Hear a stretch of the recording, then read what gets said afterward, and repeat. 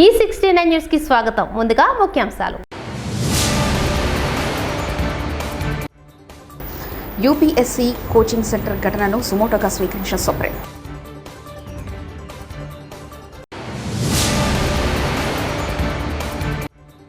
కలెక్టరేట్ల కాన్ఫరెన్స్లో పాల్గొన్న ముఖ్యమంత్రి Chandrababu, deputy CM Pawan Kalyan.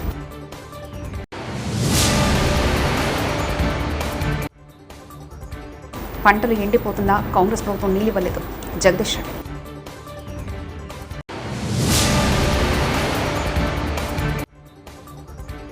First మీటింగ్లోనే ఫుల్ క్లారిటీ, విజన్ బయటపెట్టిన Pawan Kalyan. Delhi Rajendra Nagar UPSC coaching centre ఘటనను సుప్రీంకోర్టు సుమోటోగా స్వీకరించింది. ఈ మేరకు సివిల్ సర్వీసెస్ అభ్యర్థుల మరణాలపై కేంద్ర ప్రభుత్వానికి, ఢిల్లీ ప్రభుత్వానికి నోటీసులు జారీ చేసింది. సివిల్ సర్వీస్ విద్యార్థుల మృతితో కళ్లు తెరవాల్సిన సమయం ఆసన్నమైందని సుప్రీం పేర్కొంది. కోచింగ్ సెంటర్ తరహా ఘటనలు పునరావృతం కాకుండా ఉండేందుకు ఎన్సీఆర్ భద్రతా చర్యలపై వివరణ ఇవ్వాలని సుప్రీంకోర్టు కోరింది. జూలై 27న రామోస్ కోచింగ్ సెంటర్ సెల్లార్ లైబ్రరీలో వరద నీరు చేరి 3 యూపీఎస్సీ విద్యార్థులు మృతి చెందిన విషయం తెలిసిందే. ఢిల్లీ లిక్కర్ స్కామ్ కేసులో జైలు శిక్ష అనుభవిస్తున్న సీఎం అరవింద్ కేజ్రీవాల్కు షాక్ తగిలింది. ఢిల్లీ హైకోర్టులో ఆయన వేసిన కేబుల్ పిటిషన్ విచారించిన ధర్మాసనం పిటిషన్ను కొట్టివేసింది. దీంతో బెయిల్పై ఆశలు పెట్టుకున్న కేజ్రీవాల్ ఊరట తగ్గలేదు. ఈ ఘటనలో చట్టవిరుద్ధమైన అరెస్ట్ అని చెప్పలేమని జస్టిస్ నీనా బన్సాల్ కృష్ణతో కూడిన ధర్మాసనం పేర్కొంది.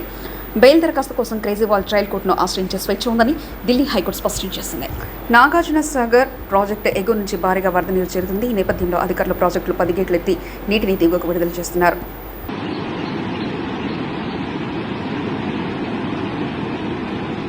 ఆంధ్రప్రదేశ్లో భారీగా చెట్లు పెంచి అటవీ సంపద పెంచాలని అధికారులను ముఖ్యమంత్రి చంద్రబాబు ఆదేశించారు. మొక్కలు నాటి కార్యక్రమానికి ఉప ముఖ్యమంత్రి పవన్ కళ్యాణ్ బాధ్యత తీసుకోవాలని సీఎం కోరారు. ఏపీ సచివాలయంలో జిల్లా కలెక్టర్లు, ఎస్పీలు, అధికారులతో చంద్రబాబు చేపట్టిన సమావేశం కొనసాగుతుంది. ఈ సందర్భంగా వచ్చే 100 రోజుల్లో చేపట్టబోయే కార్యక్రమాలను వ్యవసాయ, ఆక్వా, ఫిషరీస్, ఉద్యానవన, అటవీ శాఖల అధికారులు సీఎంకు వివరించారు. కార్యక్రమంలో వ్యవసాయ రంగంపై అధికారులు సీఎంకు ప్రజెంటేషన్ ఇచ్చారు. Chief minister of Andhra Pradesh Shri Nara Chandrababu Naidu garu, who is a visionary leader. As in the words of Warren Bennis, leadership is the capacity to translate vision into reality, and we welcome. నేను ఇప్పుడు కాకుండా సమైక్య ఆంధ్రప్రదేశ్ లోనే ఫారెస్ట్ మీద చాలా శ్రద్ధ పెట్టాం. That is wealth.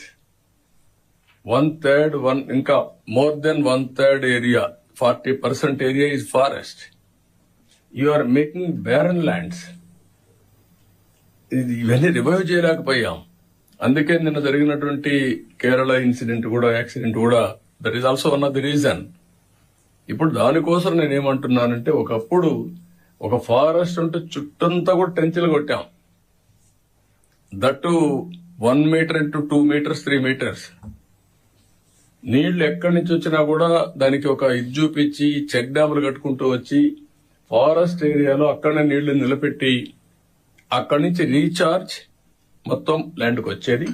ఫారెస్ట్ అన్ని కూడా గ్రీనరీ బ్రహ్మాండంగా డెవలప్ అయ్యేది. నవ్ ఇంకో పక్క ఫారెస్ట్ ఏరియాలకు ట్రెంచెస్ కొట్టాం, లోపలికి వెళ్ళాం, విత్తనాలు బై హెలికాప్టర్లు పెట్టి విత్తనాలు జల్లే పరిస్థితికి వచ్చాం. అదే మాదిరిగా విధించి ఒక గడ్డపార మాదిరిగా ఒక ప్రత్యేకమైన ఇన్స్ట్రుమెంట్ ఇచ్చి విత్తనాలు ఈజీగా వేయడానికి సోయింగ్ కోసం తయారు చేశాం. ఇవన్నీ మీరు మళ్ళీ అవన్నీ రివైవ్ చేయాలి. పాత రోజుల్లో ఉండే బెస్ట్ ప్రాక్టీసెస్ ని దాని మీద ఇంప్రూవ్డ్ వర్షన్ తీసుకుందాం. టెక్నాలజీ ఇంప్రూవ్ ఏంటి ఇవన్నీ చేయాలి. ఇక్కడ ఇంకొక విషయం, మీరు వన భోజనాలు కూడా ప్రోత్సహించాలి. ఆంధ్రప్రదేశ్ ఉప ముఖ్యమంత్రి పవన్ కళ్యాణ్ తన విజన్ను కలెక్టర్ల సదస్సులో చెప్పేశారు. మంత్రివర్గం కూర్పునకు ముందు అందరూ పవన్ కళ్యాణ్ కు హోంశాఖ కేటాయిస్తారంటూ పెద్ద ఎత్తున ప్రచారం చేశారు. కాను తాను ఏరికోరి గ్రామీణ అభివృద్ధి, పంచాయతీరాజ్ మంత్రిత్వ శాఖలను తీసుకోవడం వెనక ఉద్దేశం ఏమిటో కలెక్టర్ల కాన్ఫరెన్స్ లో బయటపడింది. గ్రామాల అభివృద్ధి ఎంత అవసరం, పట్టణాలు, నగరాల్లో పాటు గ్రామాలను ఏ విధంగా తీర్చిదిద్దాలనే విషయంలో పవన్ కళ్యాణ్ ఫుల్ క్లారిటీతో ఉన్నట్లు ఈ కాన్ఫరెన్స్ ద్వారా తెలిసిందే. అందుబాటులో ఉన్న వనరులను ఉపయోగించి రాష్ట్రాన్ని ఏ విధంగా అభివృద్ధి చేసుకోవచ్చో పవన్ కళ్యాణ్ పూసగుచ్చినట్లు వివరించారు.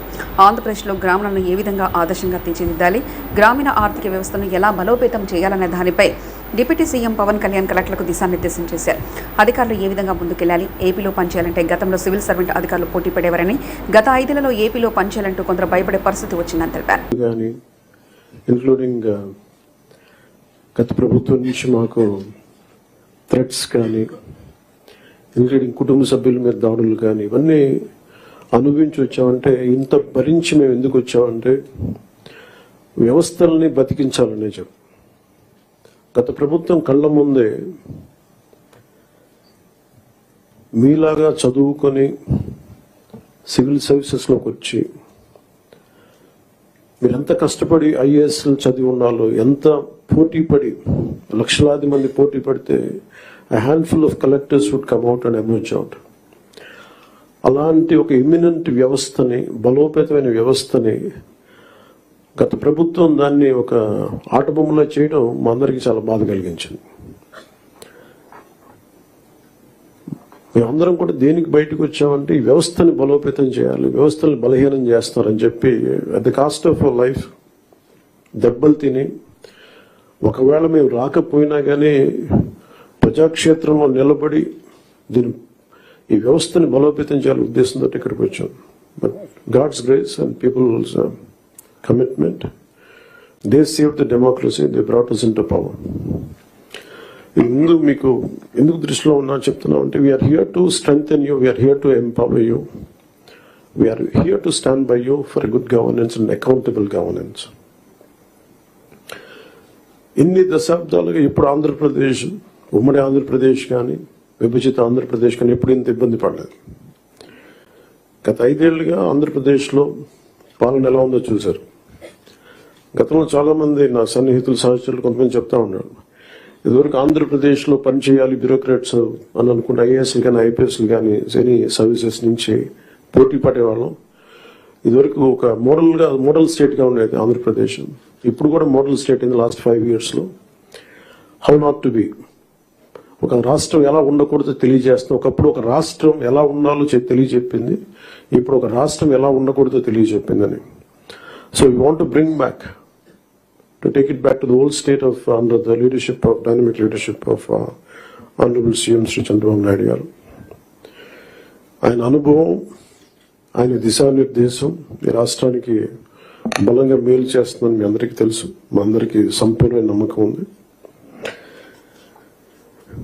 నేను పంచాయతీరాజ్, రూరల్ డెవలప్మెంట్తో పాటు forest science and technology, environment శాఖలు కూడా తీసుకున్నాను. వీటిలో కొన్ని మీ సహాయ సహకారాలు కావాల్సినవి, మీరు ఏం కావాలని మేము ఆశిస్తున్నామని చెప్తాను. ఈ సంవత్సరానికి సంబంధించి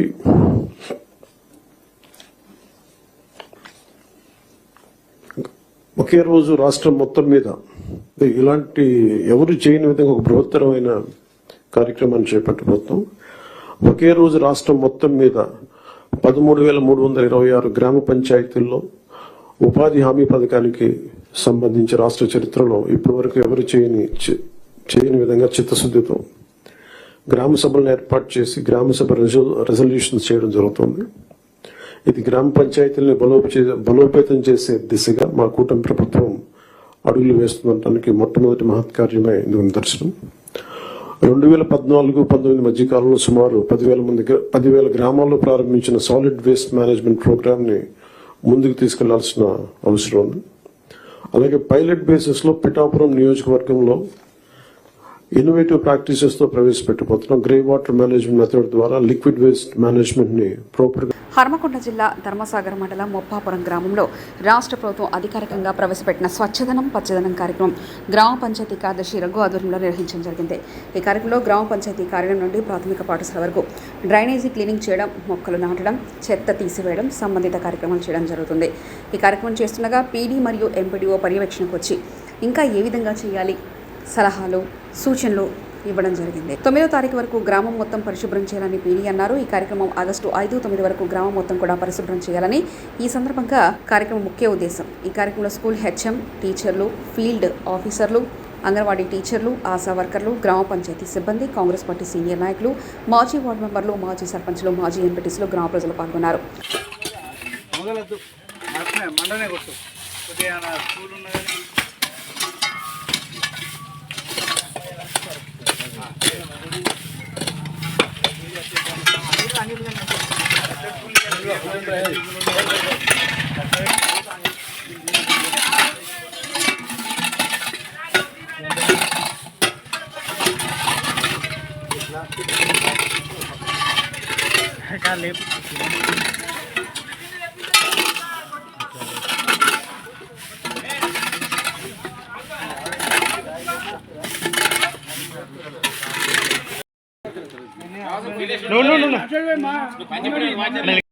ప్రతిష్టాత్మకంగా చేపట్టిన స్వచ్ఛదనం పచ్చదనం కార్యక్రమంలో భాగంగా ఈరోజు ముప్పారం గ్రామ పంచాయతీ నుంచి ముప్పారం ప్రైమరీ స్కూల్ వరకు ర్యాలీ నిర్వహించడం జరిగింది. అందులో భాగంగా వనమహోత్సవం కార్యక్రమము మా స్కూల్లో ఏర్పాటు చేయడం జరిగింది. గ్రామ పెద్దలు, మాజీ సర్పంచ్ గారు, ఎంపీటీసీ గారు, గ్రామ పెద్దలు వివిధ సంఖ్యలో పాల్గొని ఈ కార్యక్రమాన్ని విజయవంతం చేసినందుకు వారి అందరికీ మా గ్రామ పంచాయతీ పాలకవర్గం తరపున ధన్యవాదాలు తెలియజేస్తున్నాం. తెలంగాణలో గత 8 నెలలుగా పరిపాలన పడకేసిందని మాజీ మంత్రి బీఆర్ఎస్ ఎమ్మెల్యే జగదీశ్వర్ రెడ్డి ఆరోపించారు. ప్రతిపక్షంపై రాజకీయ విమర్శలు, దాడులు తప్ప మరేమీ లేదని విమర్శించారు. మరీ ముఖ్యంగా సాగునీటి రంగంలో ఘోరంగా విఫలమైందని ఆరోపణలు చేశారు. సోమవారం నాడు ఢిల్లీ వేదికగా జగదీశ్వర్ రెడ్డి మీడియాతో మాట్లాడుతూ గత యాసంగి రబీ పంటకు కాంగ్రెస్ ప్రభుత్వం నీళ్లు అందించలేకపోయిందని మండిపడ్డారు. గతంలో కేసీఆర్ పాలనలో యాసంగిలో భారీగా దిగుబడి వచ్చిందని తెలిపారు. గోదావరి, కృష్ణా నదుల నుంచి లక్షలాది టీఎంసీల నీరు వృధాగా సముద్రం పాలవుతుందని చెప్పారు. ఆ నీటిని కాలువల ద్వారా చెరువులు నింపే అవకాశం ఉందని, కానీ ఈ ప్రభుత్వం ఆ పని ఎందుకు చేయడం లేదని జగదీశ్వర్ రెడ్డి ప్రశ్నించారు. మేము డిమాండ్ చేస్తా ఉన్నాం, వెంటనే నాగార్జున సాగర్ ఎడమకాలో పైన కావచ్చు, ఆ పైన శ్రీశైలం పైన కావచ్చు, మహబూబ్ నగర్ జిల్లాలో ఉన్న అన్ని లిఫ్ట్ ఇరిగేషన్లు జూరాలతో సహా ప్రతి కాల్వల్ని కూడా పూర్తి స్థాయిలో 100% నీటిని వదలాలి. అన్ని లిఫ్ట్ ఇరిగేషన్లు పూర్తి స్థాయిలో పనిచేయించాలి. ఆ రకంగా మొత్తం వాగులు, వంకలు, చెరువులు అన్ని కూడా నింపాలి. భూగర్భ జలాలు పెరగడానికి వాగులు, వంకల్లో నీళ్లు ఉపయోగపడతాయి. ఆ సోయి తెచ్చుకోవాలి. మంత్రుల అవగాహన పెంచుకోవాలి. ఏ రకంగా వ్యవసాయాన్ని నిలబెట్టుకోవాలనే సోయి ఉండాలి. మంత్రులకు భూగర్భ జలాలను ఎట్లా పెంచుకోవాలనే సోయి ఉండాలి. నల్గొండ జిల్లాలో కూడా ఎస్ఎల్బీసీ అంటే హై లెవెల్ కెనాల్, లో లెవెల్ కెనాల్, అదేవిధంగా ఎడమ కాలువ పూర్తి స్థాయిలో నీళ్లను వదిలి మొత్తం అది దేవరకొండ నియోజకవర్గంలో కావచ్చు, నాగార్జునసాగర్ కావచ్చు, నల్గొండ కావచ్చు, నగరికల్ నియోజకవర్గాలు మొత్తం కూడా పూర్తిగా కరువు పరిస్థితుల్లో ఉన్నాయి. వెంటనే ప్రతి చెరువు, ప్రతి కుంట, ప్రతి వాగు వంకను కూడా నింపాలి. పూర్తి స్థాయిలో నీళ్లను తీసుకురావాలి. ఖమ్మం కూడా పాలేరు ఖాళీగానే ఉంది. పాలేరును కూడా నింపాల్సిన అవసరం ఉంది. పాలేరు కింద ఉన్న చెరువులు కూడా నింపుకోవాల్సిన అవసరం ఉంది. ఎల్లంపల్లి నుంచి కేవలం 11 టీఎంసీల నీరు మాత్రమే వచ్చిందని మాజీ మంత్రి బీఆర్ఎస్ ఎమ్మెల్యే గంగుల కమలాకర్ అన్నారు. మిడ్ మానేరు, లోయర్ మానేరు నుంచి ఒక్క చుక్క నీరు రాలేదని స్పష్టం చేశారు. సోమవారం ఢిల్లీ వేదికగా గంగుల కమలాకర్ మీడియాతో మాట్లాడుతూ కన్నెపల్లి నుంచి నీటిని లిఫ్ట్ చేయమని తాము సూచిస్తున్నా ప్రభుత్వం ఉండడం లేదని ధ్వజమెత్తారు. వరద వస్తేనే నీటిని ఇస్తామని ప్రభుత్వం చెప్పడం అన్యాయమని ఎమ్మెల్యే గంగుల కమలాకర్ ఆందోళన వ్యక్తం చేశారు. ఏమంటారు ఇప్పుడు వీళ్ళు? ఎల్లంపల్లి నుంచి నీళ్లు ఇచ్చామన్నారు. ఇప్పటి వరకు ఎల్లంపల్లి నుంచి నీళ్లు వాళ్ళు కేవలం 11 టీఎంసీ మాత్రమే ఇచ్చేశారు. ఆఫ్ చేసేసారు. ఇప్పుడు మిడ్ మానేర్ నుంచి ఎల్ఎండి కానీ ఎల్ఎండికి ఒక చుక్క నీళ్ళు ఇంతవరకు రాలేదు. ఎల్ఎండి మేము 26 తారీఖు విజిట్ చేస్తే 5 టీఎంసీ ఉన్నాయి. ఇప్పుడు 5 టీఎంసీలు ఉన్నాయి. ఒక చుక్క నీళ్ళు కూడా 26 వరకు ఎల్ఎండిలో నీళ్లు నింపలే. మరి ఒక చుక్క నీరు నింపకపోతే కిందికి 30 టీఎంసీ నీళ్ళు అవసరం పడుతుంది. ఎప్పుడు నింపుతారు? ఈ రోజు మాకు అధికారులు ఇచ్చింది ఏంటంటే ఎల్ఎంపీలకు పంపింగ్ ఆన్ చేస్తాం, ఇన్ఫ్లో లేదని. మేము అప్పటి నుంచి ఇప్పుడు చెప్తున్నాం, మీకు ఉన్నది ఏకైక ఆధారం కన్నెపల్లి నుంచి నీళ్లు లిఫ్ట్ చేయమని చెప్తున్నాం. మీకు ఉన్న ఇబ్బంది ఏంటంటున్నాం, నువ్వు నీళ్లు నింపితే కదా ప్రాబ్లం వచ్చేది. నీళ్లు నింపి అన్నారం నుంచి, సుందీల నుంచి మీరు ఎల్లంపల్లి నుంచి మాకు నీళ్లు నింపితే కదా ప్రాబ్లం వచ్చేది. కేవలం ఇప్పుడు ఏమంటారు, ఆపేసినాం మేము, ఫ్లడ్ వస్తే ఇస్తామంటారు. ఫ్లడ్ ఎప్పుడు వస్తుంది? కడెం ప్రాజెక్ట్ క్లోజ్ అయిపోయింది. మన కళ్ళ ముందరి నుంచే వందలాది టీఎంసీ నీళ్లు సముద్రపాలు అవుతుంది, కానీ మా చెరువులు ఎండిపోయి ఉన్నాయి. దాంతోపాటు గాయత్రి పంపు నుంచి బిడ్మాన వరకు వరద కాలువ మీద వేలాది ఎకరాల మంది కూడా ఈరోజు వెయిట్ చేస్తున్నారు నీళ్ళు వస్తాయని చెప్పి. అది ఎండిపోయే పరిస్థితి వచ్చింది. తాగునీరు లేదు, సాగునీరు లేదు. పోనీ అదని ఇప్పుడు ప్రభుత్వం డిమాండ్ చేస్తున్నాం మేము. ఎస్ఆర్ఎస్పీలో ఇప్పుడు మాకు తెలిసిపోయి 50 టీఎంసీ నీళ్లు చేరింది. ఎస్ఆర్ఎస్ నుంచి మాకు ఎల్ఎండికి నీళ్లు ఇమీడియట్ గా మాకు 25 టీఎంసీ నీళ్లు చేయండి ఇప్పుడు ఇమీడియట్ గా. ఎస్ఆర్ఎస్ నుంచి నీళ్ళు లేవు, కన్నెపల్లి నుంచి నీళ్ళు లిఫ్ట్ చేయవు. అంటే ఏం చేద్దాం అనుకుంటున్నాం మా రైతాంగాన్ని? ఒక బొట్టు నీళ్ళు లేకపోతే ఏం పరిస్థితి? అందుకే మేము డిమాండ్ ఇస్తున్నాం, మీరు యూపీఎస్సీ కోచింగ్ సెంటర్ ఘటనను సుమోటోగా స్వీకరించిన సుప్రీం.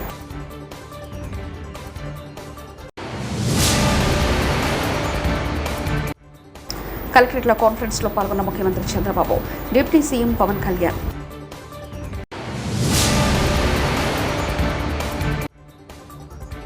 పంటలు ఎండిపోతున్నా కాంగ్రెస్ ప్రభుత్వం నీళ్ళు ఇవ్వలేదు. జగదీష్ రెడ్డి.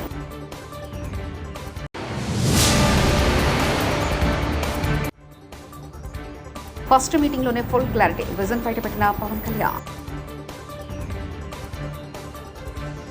ఇంతటితో సమాప్తం. చూస్తూనే ఉండండి E69 న్యూస్.